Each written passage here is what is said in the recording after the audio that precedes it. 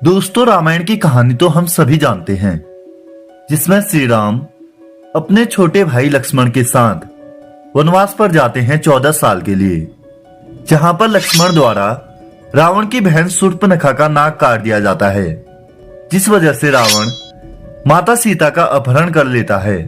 जिसके रिस्पॉन्स में श्री राम अपने शांति दूत अंगद और हनुमान को भेजते हैं देवी सीता की मांग करने के लिए। जब रावण नहीं मानता तो यहाँ पर एक युद्ध होता है, जिसमें अच्छाई की जीत होती है और रावण हार जाता है। पर क्या आपको पता है, जिस बहन के लिए रावण ने इतना बड़ा युद्ध किया, उसी शूर्पणखा ने अपने भाई रावण को विनाश होने का श्राप दिया था। जब भगवान श्री राम ने अपना देह त्यागा, तब उनके पुत्र लव और कुश का क्या हुआ। रामायण से जुड़े ऐसे ही कई किस्से कहानियां हैं, जिनके बारे में आज तक टीवी में नहीं दिखाया गया। रामायण सिर्फ भारत में ही नहीं, बल्कि थाईलैंड, जापान, म्यांमार, श्रीलंका आदि कई देशों में पढ़ाई जाती है। वाल्मीकि रामायण के अलावा दुनिया में 300 से भी ज्यादा रामायण अवेलेबल हैं, और यहाँ पर जो कहानियां बताई गई हैं, वो हमने आज तक नहीं सुनी। इसलिए वीडियो को अंत तक जरूर देखना, आपको काफी नई चीजें सीखने को मिलेंगी।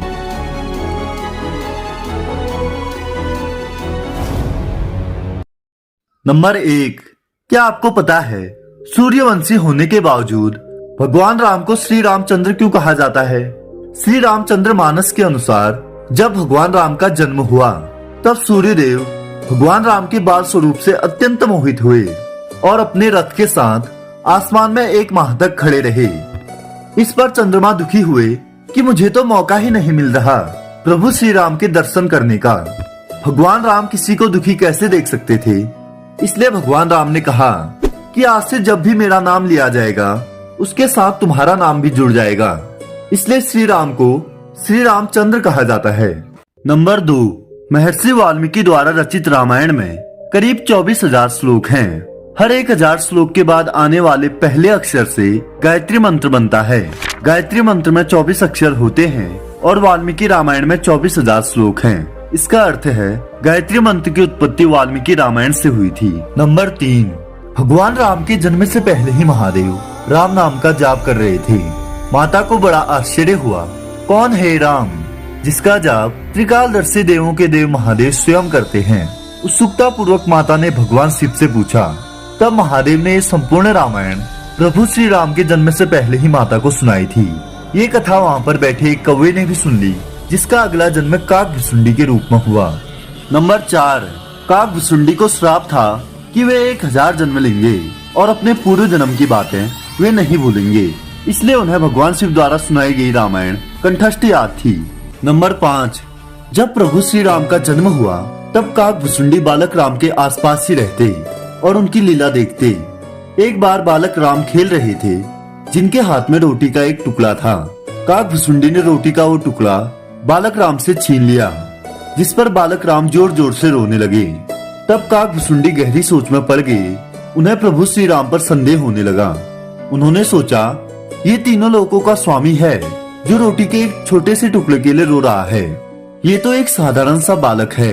यह सोचकर काकभुसुंडी आसमान में उड़ान भरते हैं। आकाश में काफी दूर उड़ने के बाद जब उनकी नजर पीछे पड़ी, तब उन्होंने देखा कि बालक राम हवा में उड़कर उनका पीछा कर रहे हैं। काकभुसुंडी वही चक्कर खाकर गिर गए। जब उन्हें होश आया तो खुद को बालक राम के चरणों में पाया। प्रभु की ये लीला देखकर उनके आंसू आ गए। नंबर 6, दोस्तों, आपने रामायण में देखा होगा, राजा दशरथ के 4 पुत्र थे, राम, लक्ष्मण, भरत और शत्रुघ्न। लेकिन क्या आपको पता है, भगवान राम की एक बहन भी थी, जो कि इन चारों भाइयों में से सबसे बड़ी थी, और उसका नाम था शांता। शांता को अंग देश के राजा सोमपद और कौशल्या की बड़ी बहन वर्षिणी ने गोद लिया था, क्योंकि वर्षिणी की कोई संतान नहीं थी। एक बार वर्षिणी अपनी बहन से मिलने अयोध्या आई हुई थी। तब वहाँ उसने शांता को देखा और उससे गोद ले लेने का विचार बना लिया। वर्षिणी की इस बात को सुनकर राजा दशरथ ने अपनी बेटी को गोद देने का वचन दे दिया। इस तरह से शांता अंग देश की राजकुमारी बन गई। नंबर 7, दोस्तों, हम सभी ये बात तो जानते हैं कि लक्ष्मण ने रावण की बहन शूर्पणखा का नाक काट दिया था, जिस वजह से लंकापति रावण ने माता सीता का अपहरण करके उन्हें लंका में बंदी बना लिया। उसके बाद भगवान श्री राम ने रावण का वध करके माता सीता को उसके चंगुल से छुड़ाया।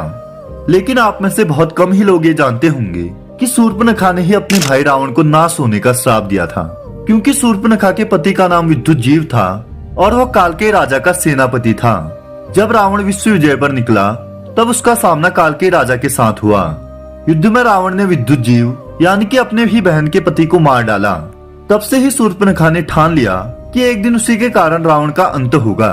नंबर 8, क्या आपको पता है जब रावण माता सीता को अपहरण करके लंका में ले गया तब उन्हें कितने दिन लंका में रहना पड़ा था? जानकारी के अनुसार माता जानकी को कुल 435 दिन लंका में रहना पड़ा, यानी कि 1 साल 2 महीने और 10 दिन। नंबर 9, जब रावण माता सीता को उठाकर लंका ले जाता है तब शोक में डूबी माता सीता ने खाना पीना त्याग दिया था। यह देखकर ब्रह्मा जी चिंतित हो जाते हैं। तब ब्रह्मदेव के आदेश पर देवराज इंद्र खीर से भरा हुआ टोकरा और निद्रा देवी को लेकर लंका पहुँचे।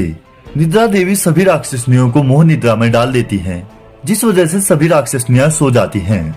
तब देवराज इंद्र एक सांप के भेष में माता सीता के पास आते हैं और फिर अपने वास्तविक रूप में आ जाते हैं।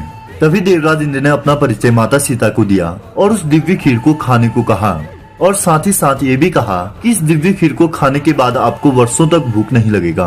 अंत में देवी सीता ने उस दिव्य खीर को खा लिया, जिस वजह से देवी सीता अशोक वाटिका में भूखी प्यासी रह पाई थी। नंबर 10, भगवान राम जब वनवास पर थे तब उनके पास 2 विकल्प थे, बाली और सुग्रीव। दोनों ही श्री राम के भक्त थे। श्री राम बाली से मदद लेते तो ज्यादा फायदा होता, क्योंकि जिस रावण को हराने के लिए इतना बड़ा युद्ध लड़ना पड़ा, उसी रावण को बाली ने पराजित करके अपनी काख में 1 माह तक घुमाया। अगर श्री राम बाली को चुनते तो युद्ध 1 ही दिन में समाप्त हो जाता, लेकिन श्री राम ने बुराई का साथ नहीं दिया और सुग्रीव को चुना। नंबर 11, जब माता सीता को रावण ने हरण कर लिया था तब माता सीता ने अपने आभूषणों को जमीन में फेंकना शुरू कर दिया, जिससे कि भगवान श्री राम को ये पता चल सके कि माता सीता किस रास्ते से गई हैं। ये आभूषण वानर राज सुग्रीव को मिले और उन्होंने इसे संभाल कर रख दिया।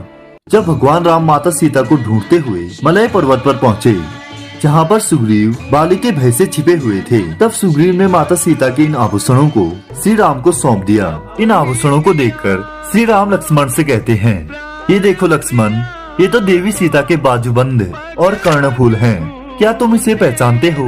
प्रभु श्री राम की यह बात सुनकर लक्ष्मण रोने लगे और कहते हैं, भैया मैं तो न देवी सीता के बाजूबंद को पहचानता हूँ और न ही कर्णफूल को। मैं तो सदैव उनकी पैरों की वंदना करता हूँ, इसलिए मेरी नजर हमेशा उनके पैरों पर ही रहती थी। मैं तो सिर्फ उनके पायलों को पहचानता हूँ। लक्ष्मण की इस बात को सुनकर प्रभु श्री राम के आंसू छलक गए और वे लक्ष्मण को गले लगा लेते हैं। नंबर 12, दोस्तों हम सभी जानते हैं भगवान श्री राम विष्णु के अवतार थे, तो क्या आपको पता है उनके अन्य भाई किसके अवतार थे? दोस्तों लक्ष्मण जी शेषनाग के अवतार थे, जो श्री हरि विष्णु के आसन हैं, जबकि भरत सुदर्शन चक्र थे और शत्रुघ्न शंख के अवतार थे। उनकी श्री हरि विष्णु के प्रति भक्ति अनन्य है, इसलिए वे अपने आराध्य से अलग नहीं होना चाहते। नंबर 13, दोस्तों रावण शक्तिशाली और चारों वेदों का ज्ञाता था। वो महादेव का सबसे बड़ा भक्त था। रावण आधा राक्षस तो आधा ब्राह्मण था। जब श्री राम सहित समस्त वानर सेना रामेश्वरम के तट पर पहुंची, तब पुल निर्माण से पहले उन्हें महादेव का आशीर्वाद चाहिए था। इसके लिए उन्हें एक यज्ञ करवाना था, लेकिन पुराणों के तहत इस यज्ञ को एक ज्ञानी ब्राह्मण ही कर सकता है।